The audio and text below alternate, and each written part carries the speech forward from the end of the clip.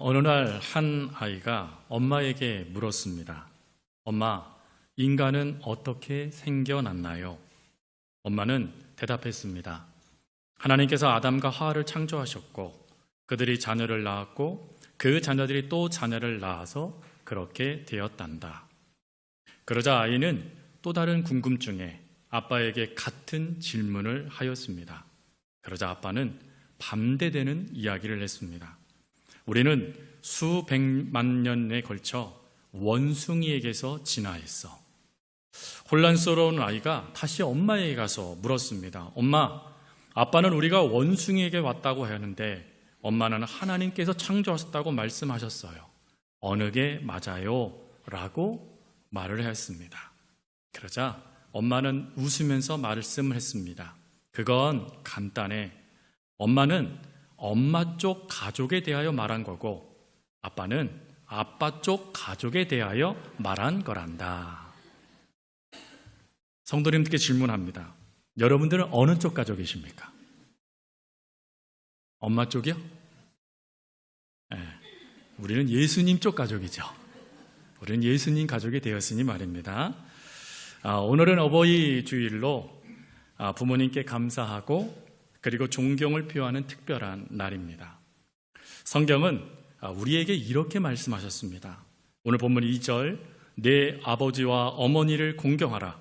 이것은 약속이 있는 첫 계명이니 라고 말이죠. 여러분, 여기서 이 공경이라는 이 단어는 고대 헬라 사회에서는 귀중한 보물이나 아니면 값진 재산에 부여하는 가치를 쓸 때 쓰여지는 단어였습니다.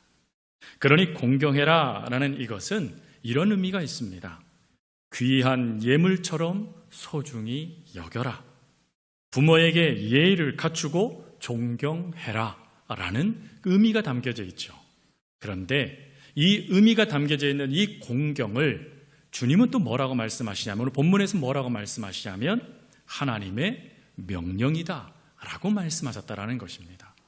즉, 우리가 부모님을 공경하다라는 이 공경은 선택이 아니라 반드시 해야 될 하나님의 명령, 그리고 명령을 지키는 행위, 그것이 바로 효라는 것이죠.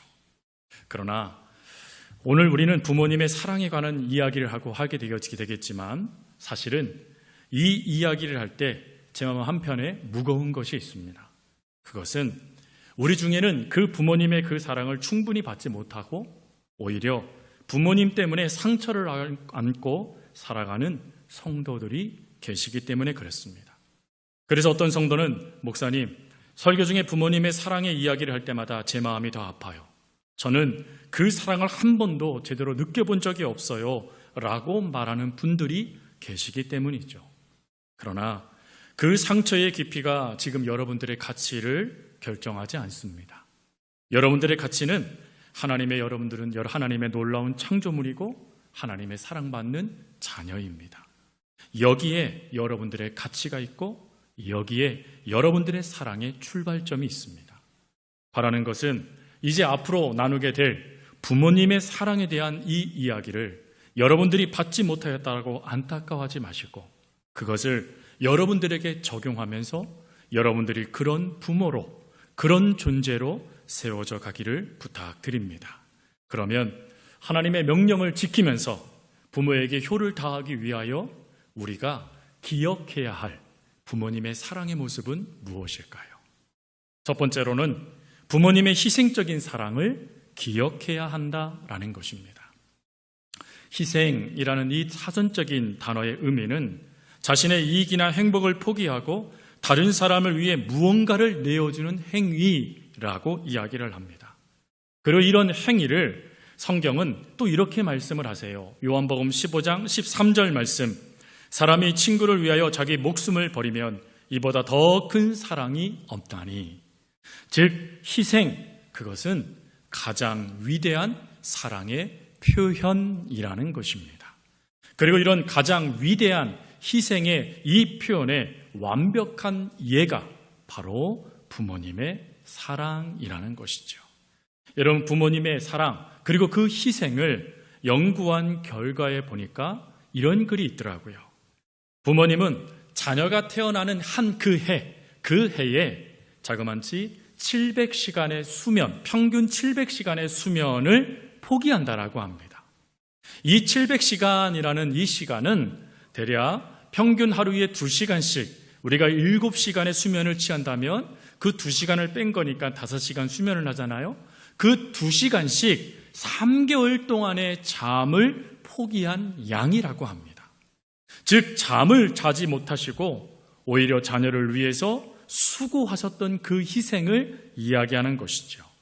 그리고 또한 부모님 중에 76%가 자녀 때문에 당신의 꿈과 목표를 미루거나 포기한다라고 합니다. 그런데 놀라운 것은 그런 포기와 밀어놓은 그 역사에 조금의 후회를 말씀하지 않으신다라는 것이죠. 그리고 또한 자녀가 잘 되어지기 위해서 어찌합니까? 가족과의 분리, 그 외로움도 부모는 참는다라고 하죠. 그래서 이런 부모님의 그 희생은 우리 자녀들에게 있어서는 빛과 같은 모습인 것 같아요. 즉 부모님의 이 놀라운 사랑에 자녀들은 빚진 자의 모습이 되는 것 같습니다.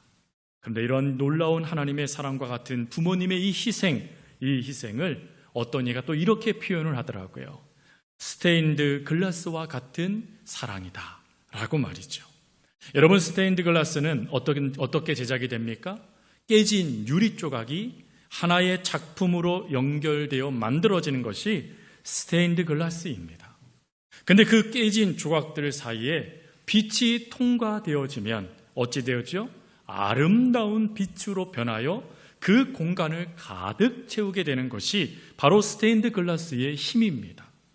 그 힘을 부모님의 희생과 빗대어서 설명하는 것이에요. 부모님은 당신의 삶이 깨어지고 부서지는 것에 대한 희생을 감내하십니다. 그리고 그 희생을 통과한 사랑의 빛은 자녀들을 놀랍도록 아름다운 그리고 사람다운 모습으로 길려내는 빛의 역사가 되어진다는 것이죠. 성경에는 이런 부모님의 희생적인 사랑의 예들이 참 많습니다.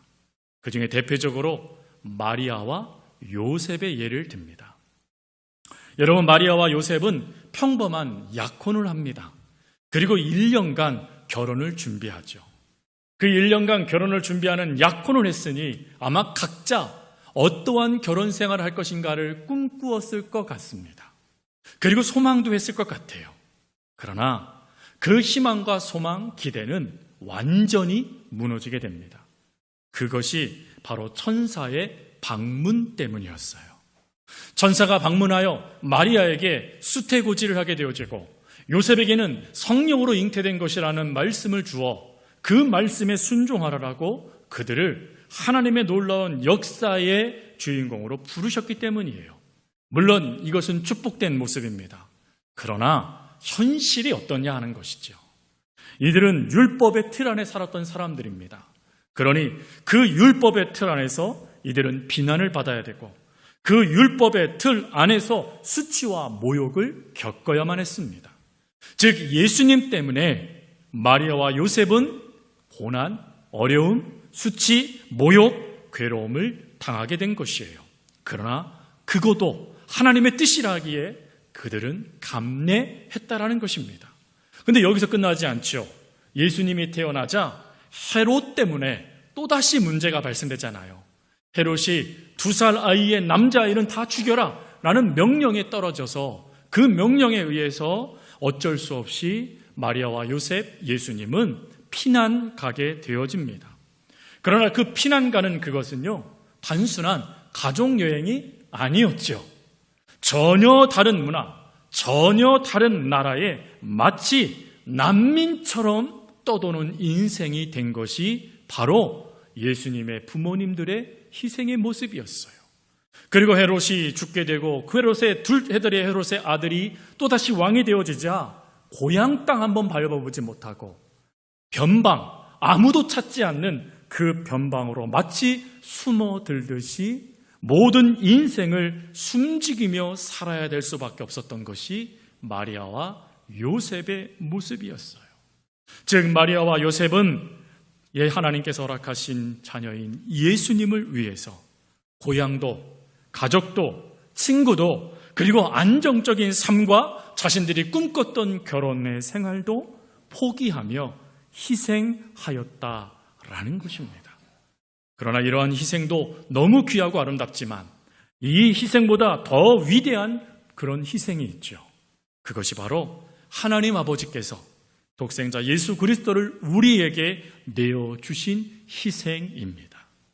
요한복음 3장 16절 말씀, 하나님이 세상을 이처럼 사랑하사 독생자를 주셨으니 이는 그를 믿는 자마다 멸망하지 않고 영생을 얻게 하려 하심이라. 여러분, 이것이야말로 부모의 희생적인 사랑의 궁극적인 목적, 궁극적인 모델이 되지 않겠습니까? 하나님은 저와 여러분들을 사랑하셨기 때문에 예수님을 내어놓는 그 희생을 조금도 아까워하지 않으셨다라는 것입니다. 그럼 성도 여러분, 이런 부모님의 희생, 그리고 하나님의 희생의 그 은혜를 받은 저와 여러분들은 어떤 삶을 살아야 되겠습니까? 먼저 기억해야 될 것은 우리는 하나님의 명령에 순종하는 삶을 살아야 됩니다. 그것은 불변의 진리예요. 그리고 그 명령을 가지고 하나님의 사랑을 실천할 때 부모님께서 허락하신 그 희생에 우리는 이렇게 반응해야 됩니다. 시편 103편 2절 말씀에 보면 그의 모든 은택을 잊지 말아라 라고 하나님이 말씀하세요. 즉 자녀된 우리들은 부모님의 그 은혜와 사랑을 잊어서는 안 된다는 것입니다. 그러나 여기에 우리는 약해요. 우리는 부모님의 그 은혜와 사랑을요 너무 쉽게 잊어버리고, 그리고 그 사랑은 마땅한 것으로 여겨버려요. 그러나 성도 여러분, 부모님이 저와 여러분들을 위해서 희생하지 않으시다면 우리는 그 사랑을 받을 길이 없습니다. 희생하신 그 사랑 때문에 저와 여러분들이 지금 이 자리에 있는 거고, 여러분들의 자녀들도 그 사랑을 받고 있는 것입니다. 그러니 잊지 마십시오. 잊지 마시고 매 순간 그 희생과 그 사랑을 기억하는 저와 여러분이 될 수 있길 바랍니다. 그리고 두 번째로는 잠언 23장 22절 이렇게 말씀하세요. 너를 낳은 아비에게 청종하고 내 늙은 어미를 경히 여기지 말지니라. 무슨 말입니까? 그것을 마음에만 두지 말라라는 거예요. 그걸 마음에만 두지 말고 그것을 삶으로 실천하는 자녀가 되라라는 것입니다. 여러분, 여기를 또 이것을 잘못해서 우리가 후회만 남는 인생이 되지 않아요. 그러니 후회로 그 삶이 결론 짓지 말고 감사와 찬양이 되도록 효를 지금부터 실천하기를 하나님은 원하신다라는 것입니다. 그리고 여기서 끝나시면 안 돼요. 세 번째로 요한일서 4장 11절 말씀에 보면 사랑하는 자들아 하나님이 이같이 우리를 사랑하셨은 즉 우리도 서로 사랑하는 것이 마땅하도다라고 말씀을 하세요. 즉 부모님의 그 희생적인 사랑을 여러분들이 먼저 받으셨다라면 여기서 또 멈추지 말고 실천하기 위해서 그 사랑을 흘려보내는 삶을 살아라 라고 하나님이 말씀하신 거예요. 여러분, 흘려보낸다는 게 뭐죠? 마치 강물이 바다로 흘러가듯이 부모님의 그 사랑이 여러분들에게 흘러들어오고, 흘러들어온 그 사랑이 자녀들에게, 흘러들어오는 그 사랑이 이웃들에게, 흘러들어오는 그 사랑이 성도들에게 흘러들어가 그들도 하나님의 그 사랑을 경험하도록 그 사랑을 멈추지 말아라 라고 하나님이 말씀해 주신 것입니다. 그러니 성도 여러분, 우리가 부모님의 그 희생적인 사랑을 기억한다라는 것은 결국 그 사랑을 받은 우리가 그 사랑을 전달하는 전달자까지 되기를 바라시는 하나님의 마음인 것이죠. 그러니 여러분, 우리가 모두가 다 사랑의 전달자들이 다 될 수 있기를 바랍니다. 그 놀라우신 하나님의 사랑을 많은 이들에게 나누어주고 나누어줘도 부족함이 없는 그런 복된 인생들이 되어줄 수 있기를 주님의 이름으로 축복합니다. 그리고 두 번째, 우리는 부모님의 무조건적인 사랑을 기억해야 합니다. 여러분, 무조건적이다라는 이것은 쉽게 설명하면 조건이 없다라는 것이죠. 이 조건이 없다라는 이것을 성경은 한 단어로 표현하는데 그 단어가 바로 아가페라는 단어입니다. 여러분, 아가페라는 단어의 뜻은 조건이나 대가를 바라지 않는 희생적이고 무조건적인 사랑이라는 뜻입니다. 이 무조건적인 사랑을 로마서 5장 8절은 이렇게 설명을 하였습니다. 우리가 아직 죄인 되었을 때에 그리스도께서 우리를 위하여 죽으심으로 하나님께서 우리에 대한 자기 사랑을 확증하셨느니라. 성도 여러분, 이 말씀에 우리의 모습이 그대로 고발당하지요. 뭡니까? 우리는 죄인이었다라는 거예요. 죄인이다라는 것은 뭘 의미하죠? 하나님께 반역했다라는 걸 의미하는 거예요.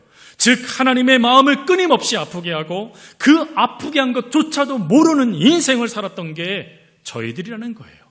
그런데 그런 우리들을 하나님이 어쩌셨대요? 일방적으로 무조건적으로 사랑해 주셨다라는 것입니다. 그래서 이 사랑의 모습을 대부분의 신학자는 이렇게 말합니다. 복음 중에 최고의 복음은 하나님의 사랑이다. 즉 하나님께서 우리들에게 이 사랑을 허락하셨기에 우리가 하나님 앞에 어떤 것도 내어드릴 수 없지만, 그리고 어떤 것으로도 보답할 수 없지만, 하나님은 그 사랑으로 우리를 채워주셔서 하나님의 자녀로서 하나님이 기뻐하시는 백성으로서 살아갈 수 있도록 역사해 주셨다라는 것입니다. 성도 여러분, 이 사랑을 그대로 보여준 이들이 바로 부모님들이세요. 부모님들의 그 사랑에 조건이 없습니다. 자녀들이 설령 어떤 성향이 있고 어떤 취향이 있고 어떤 모습이 있던지 간에 부모는 상관하지 않아요. 부모는 그 자녀들이 실수를 하던 어떤 상황에 처해져 있던 성공하던 실패하던 여전히 변함없이 그 자녀를 위하여 조건 없이 모든 사랑을 쏟을 준비가 되어져 있는 분들이 바로 부모님들이십니다. 여러분, 이런 부모님들의 사랑을요, 그리고 그 무조건적인 그 사랑을 심리학자였던 칼 로저스는 이렇게 표현을 했어요. 무조건적 긍정적 관심이다 라고 말이죠. 이게 무슨 말이냐면 자녀의 행동, 생각, 감정에 상관없이 자녀 자체를 있는 그대로 받아들이고 존중하는 마음, 그게 바로 부모의 마음이라는 거예요. 여러분, 이런 부모의 마음에 때로는 자녀가 부모의 기대에 못 미쳐서 그 못 미친 것 때문에 실망감과 부모님들이 싸워야 할 때도 있습니다. 그러나 그럼에도 불구하고 하나님께서 우리를 있는 모습 그대로 사랑해 주셨듯이 우리도 자녀들을 조건 없이 사랑해 줘야 한다라고 하나님께서 말씀해 주신 거예요.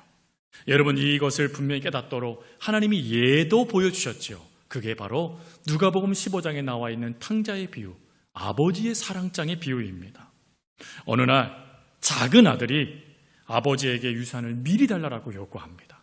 이것은 그 당시의 유대 문화에서는 아버지, 당신이 죽었으면 좋겠습니다 라고 말하는 패륜과도 같았다라고 합니다. 그러다 보니 이런 패륜을 저지르는 아들이 돌아와서 다시 공동체 안에 들어오기 위해서는 모욕을 당해야만 했다라고 합니다. 그러니 그 모욕을 당하는 것은 차라리 그 공동체에 들어가지 않겠다 하는 것보다도 더 어려웠기 때문에 그 일을 아들이 겪게 하지 않게 하기 위해서 아버지가 어찌합니까? 그 패륜을 저지르고, 그리고는 이방 나라에 가서 그 모든 재산을 탕진한 아들, 그리고 그 아들이 완전히 실패하여 처량한 인생으로 돌아오게 될 때 아버지는 득달같이 달려가서 그 아들을 끌어안습니다. 왜요? 먼저 용서하면 그런 모욕을 당하지 않아도 되기 때문에 그래요. 그러니 아버지는 매 순간 창문 밖으로 아들이 언제 올까를 기다렸을 것 같아요. 내가 먼저 달려가야지, 내가 먼저 가서 용서해줘야지, 내가 먼저 가서 그를 끌어안아줘야지 라고 하며 아버지는 끊임없이 기다렸고, 그리고 아들의 그림자가 보여주자마자 쏜살같이 달려가 아들을 끌어안고 용서해주며 그 아들이 연습한 용서의 말을 듣기도 전에 아버지는 말을 합니다. 종들에게 말을 합니다. 손에 반지를 끼우고 발에 신을 씻기고 살찐 송아지를 잡아라. 우리가 잔치하자. 내 아들이 죽었다가 다시 살아왔노라. 무슨 말입니까? 아버지에게는 아들의 과거가 중요하지 않다라는 거예요. 아버지에게서 가장 중요한 것은 그 아들이 내게 다시 돌아온 그 모습이 중요하다라는 것입니다. 그 모습, 그 사랑이 바로 부모님의 조건 없는 사랑이에요. 이런 모습을 또 보여준 예가 있습니다. 딕 하운과 그의 아들 릭에 대한 이야기예요. 릭은 태어날 때 탯줄이 이렇게 엉키면서 뇌에 공급돼야 될 산소가 공급되지 못해서 뇌성마비로 태어나게 됐답니다. 그러다 보니까 의사들이 뭐라고 말을 했냐면 이 아이를 키우는 것은 어려우니 기관에 맡겨라 라고 이야기했대요. 그러나 어느 부모가 그렇게 하겠습니까? 부모님들은 그 말을 거부하고 이 아이를 자신의 집으로 데리고 와서 열심으로 사랑으로 그 아이를 키웁니다. 그리고 이 아이가 15살이 되었을 때 입으로 컴퓨터 자판을 두들기게 됐답니다. 근데 그 아이가 제일 먼저 한 말이 무엇이었냐면 아빠, 저는 달리고 싶어요 라는 말을 그 컴퓨터 화면에 썼다라는 것이에요. 그 말을 듣자마자 하움, 그 아버지는 릭을 달리게 하고 싶어서요. 그때부터 달리는 연습을 하기 시작했고 아들을 휠체어에 태워서 1000회 이상 마라톤과 그리고 철인 3종 경기에 출전했다라고 합니다. 여러분 42.195km를 달려야 돼요. 그리고 철인 3종 경기를 하면 거기에 3.86m의 그 바다를 헤엄쳐야만 합니다. 누구를 이끌고요? 아들 릭을 이끌고요. 그리고 또한 자전거를 180.25km를 또 자전거를 달려야 된다는 것이에요. 누구를 태우고요? 아들을 태우고요. 그 모습을 봤던 한 기자가 이렇게 말을 했답니다. 아니 왜 이렇게 힘든 일을 하십니까? 그러자 아버지는 이렇게 말을 했대요. 내 아들이 행복해 하잖아요. 저는 그것으로 충분합니다. 즉 아들이 기뻐하는 모습을 보면서 아버지는 그것으로 기뻐하며 아들을 위해 자신의 모든 걸 희생, 모든 조건을 뒤로하고 무조건적으로 그 아들을 사랑한 것입니다. 릭이 무엇을 할 수 있겠습니까? 릭은 아무것도 할 수 없어요. 아버지에게 무엇을 보답해 줄 수도 없습니다. 그러나 아버지는 아들이 기쁘다라는 그 이유만으로 자신의 모든 것을 아들에게 사랑으로 쏟은 것입니다. 여러분, 바로 이 아버지의 고백, 내 아들이 행복해 하잖아요. 그것으로 충분합니다. 라는 이 고백이 바로 우리 하나님 아버지의 고백이에요. 하나님 아버지는 요한복음 4장 10절에 이렇게 말씀하세요. 사랑은 여기 있으니 우리가 하나님을 사랑한 것이 아니요 하나님이 우리를 사랑하사 우리 죄를 위하여 화목제로 그 아들을 보내셨음이니라 라고 말씀하셨어요. 우리가 예수 그리스도를 통하여서 하나님의 자녀가 되어지자 하나님은 우리 자녀된 우리가 기뻐하는 일이라고 당신의 아들도 내어주시고 우리가 기뻐만 할 수 있다라면 모든 은혜와 복을 더하시면서 네가 기뻐하니 나도 기쁘다 말씀하시며 그 무조건적인 사랑을 쏟아주셨던 분이 우리 하나님 아버지세요. 여러분, 이런 아버지 하나님의 놀라운 무조건적인 사랑을 신학자 폴 틸리는 이런 말로 표현했어요. 하나님의 사랑은 분리된 것을 재결합하는 힘이다 라고 말이죠. 즉 죄 그리고 어떤 것도 하나님에 보답할 수 없는 그 반역, 불순종의 모습 가운데 있는 우리들을 하나님의 자녀가 되게 해주신 그 하나님의 사랑을 통하여서 하나님과 다시금 하나가 되도록 만들어주신 놀라운 은혜가 바로 하나님의 무조건적인 사랑이라는 것입니다. 성도 여러분, 오늘 우리들은 이 사랑을 받는 자들이 되었습니다. 저와 여러분들이 하나님 앞에 무엇인가 내세울 것이 아무것도 없습니다. 자랑할 것도 없습니다. 우리를 끊임없이 하나님을 배반하고 마음을 아프게 해요. 그래도 여러분 믿으세요. 하나님은 여러분들을 무조건적으로 사랑하십니다. 그 사랑을 포기하지 않으십니다. 그러니 이 믿음을 가지고 여러분들이 부모님의 그 무조건적인 사랑을 받은 또 다른 부모님이 되셨을 터이니 그 사랑으로 여러분들의 자녀들을 사랑해 주십시오. 그리고 여러분 이 공동체 안에는 다음 세대들이라는 믿음의 아이들이 있어요. 그 세대들에게도 그 사랑을 쏟아 부어 주십시오. 그러면 그 자녀들이요 여러분들의 사랑을 경험하면서 하나님의 자녀로 온전히 세워질 것입니다. 말씀을 마칩니다. 부모님의 헌신과 그 사랑은 하나님의 그 무한한 사랑을 보여주는 거울이에요. 하나님의 그 희생적이고 그 무조건적인 사랑이 부모님을 통하여 우리들에게 경험되어지는 은혜이기도 합니다.